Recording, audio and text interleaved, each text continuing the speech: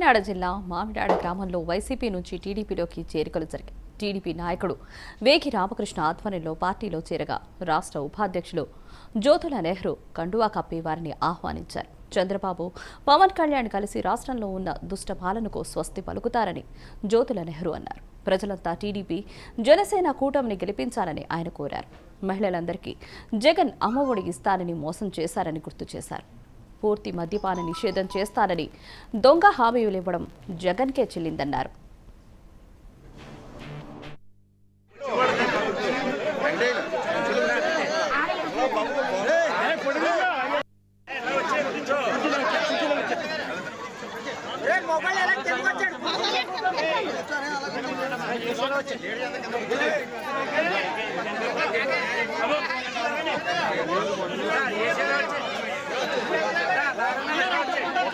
మనం చంద్రబాబు నాయుడు గారు, పవన్ కళ్యాణ్ గారు రెండు శక్తులుగా ఇవాళ ఏకమై ఈ రాష్ట్రంలో ఉన్నటువంటి దుష్ట పాలనను అంతమొందించి ఒక చక్కని సుపరిపాలన మనకు అందివ్వాలనేటటువంటి ఆలోచనతో ఇవాళ పొత్తు పెట్టుకుని మన ముందుకు వస్తున్నారు.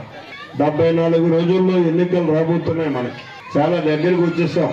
మరి మీరంతా కూడా ఒక అకుంఠితమైనటువంటి దీక్షతో ఈవేళ ఆ శక్తిని మనం నెగ్గించుకోగలిగినట్టయితే మనకు చక్కని సుపరిపాలన వస్తుంది.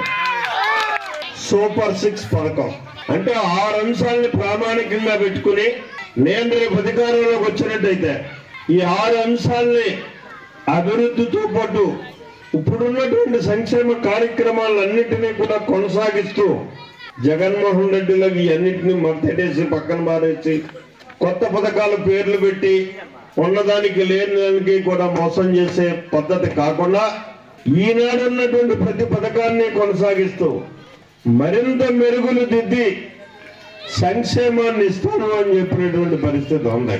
దానికి గ్రామాన్న మన మహిళా శక్తి తిరిగి అందరికీ చెప్పారు. వాటి గురించి మళ్ళీ నేను ప్రత్యేకంగా చెప్పకల్లా ఉచిత బస్సు ప్రయాణం కానీ ఇంట్లో చదువుకునేటటువంటి ప్రతి పిల్లవాడికి 15,000 రూపాయలు ఇవ్వడం కానీ అలాగే రైతాంగానికి ప్రతి రైతుకి కూడా కౌలు రైతు సైతంగా 20,000 రూపాయలు ఆర్థిక భరోసా ఇవ్వడం కానీ అలాగే నిరుద్యోగ భృతి ప్రతి నిరుద్యోగికి కూడా ఉద్యోగం వచ్చే వరకు 3,000 రూపాయలు నెలకి ఇవ్వడం కానీ అలాగే మరి ప్రత్యేకమైనటువంటిది ఆడపిల్ల 18 సంవత్సరాలు నిండినట్టయితే ఆ పిల్ల మనం చంద్రబాబు నాయుడు గారు, పవన్ కళ్యాణ్ గారు రెండు శక్తులుగా ఇవాళ ఏకమై ఈ రాష్ట్రంలో ఉన్నటువంటి దుష్ట పాలనను అంతమొందించి ఒక చక్కని సుపరిపాలన మనకు అందివ్వాలనేటటువంటి ఆలోచనతో ఇవాళ పొత్తు పెట్టుకుని మన ముందుకు వస్తున్నారు. 74 రోజుల్లో ఎన్నికలు రాబోతున్నాయి. మనకి చాలా దగ్గరికి వచ్చేసాం. మరి మీరంతా కూడా ఒక అకుంఠితమైనటువంటి దీక్షతో ఈవేళ ఆ శక్తిని మనం నెగ్గించుకోగలిగినట్టయితే మనకు చక్కని సుపరిపాలన వస్తుంది.